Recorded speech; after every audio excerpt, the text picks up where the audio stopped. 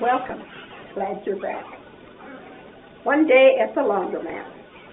What do you say to a naked man? Several years ago, while our house was being built, I found myself living in a small travel trailer with my husband and two children. This meant going to the local laundromat twice a week.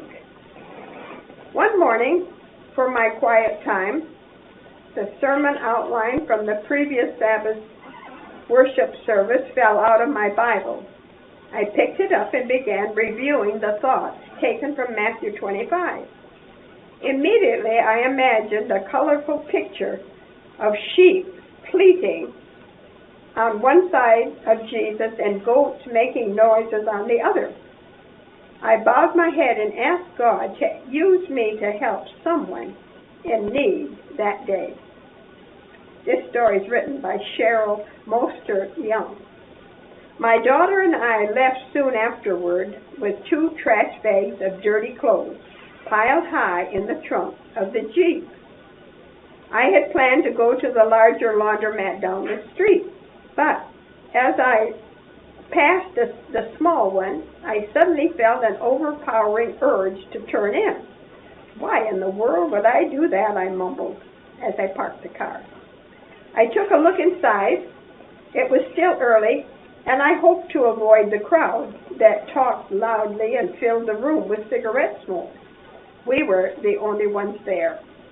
My pocket was heavy with $20 worth of quarters, and I walked to the back of the laundry room where the washing machines were closest to the dryers. We loaded our clothes into the machine.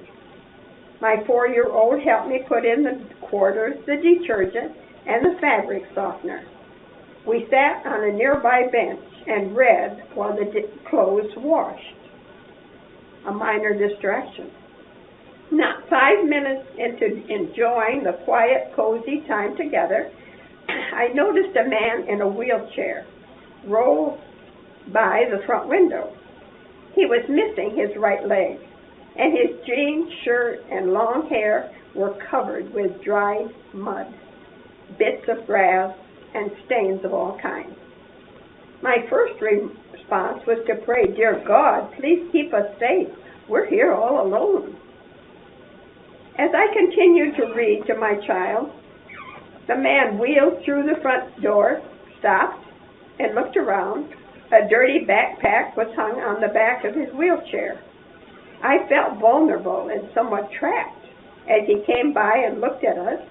It was almost as if he wanted to say something, but he didn't. He looked away and wheeled back to the front entrance, staring up at a machine on the wall. He dug around in his backpack for a while, unable to find what he was looking for. Finally, he shrugged his shoulders and left the machine. He wheeled over to the bank of washing machines opposite from where we sat and lifted the lid on the washer by the front door. He took off his torn denim jacket and put it into the washer. A moment later, he tossed in his plaid shirt. Because the man was sitting in the wheelchair and the washer lid was up, I could see only his head from where we sat. Next, I saw a dirty sock go into the machine. That was followed by a long pause, some squinting, huffing, and puffing. Then a pair of dirty blue jeans flew into the machine. I stopped reading. Finally, a pair of dingy underwear were tossed into the machine. The man spent several minutes digging in his backpack again, but all that searching yielded only 1 quarter, which he plunked loudly onto the lid of the machine. Just then my washing machine stopped, so I stood up to transfer the clothes to the dryer. Out of the corner of my eye, my worst fears were confirmed. The man was naked and seemed unable to find enough money to start his machine. A nicely dressed man entered the laundromat with his clothes basket. He frowned when he saw the man in the wheelchair and chose a machine far down the line to put his clothes into. Surely he'd notice the problem that man and help that man, I thought. Instead, the newcomer did his best to ignore the homeless man. He started his machine quickly and went to sit in his car by the front door where he could keep an eye on his laundry through the large windows.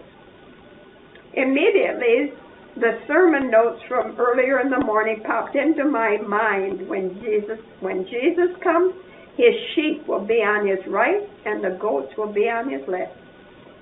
Before I could change my mind, I grabbed my box of laundry soap and walked over to the man. I tried to look directly into his eyes. For the first time in my life, I stuttered. "Hi, I noticed you might be a quarter or two short, and I have extras. Can I help you start your machine?" Shock and embarrassment flashed across the man's face.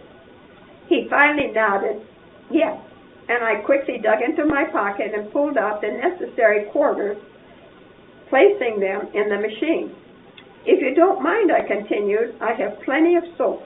He nodded and mumbled thanks as I put soap in the machine and closed the lid. Quickly, I hurried back to my daughter, who sat happily looking at the pictures in her book. Just then, a woman walked into the laundromat with a stack of Watchtower magazines in her hand. She quickly sized up the situation and offered the man a booklet. He accepted. She walked to the back of the building and offered me a booklet, rolled her eyes in the man's direction, and left. Then I recognized the sound of the homeless man's machine going into rinse cycle.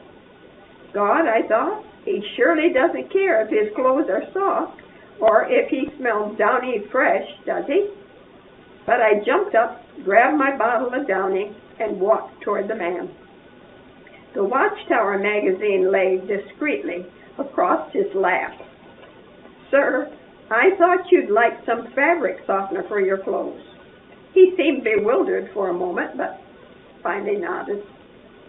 "Softener added," I hurried to my daughter again. The man wheeled over to the wash tub against the wall and began to clean the mud off his face and arms.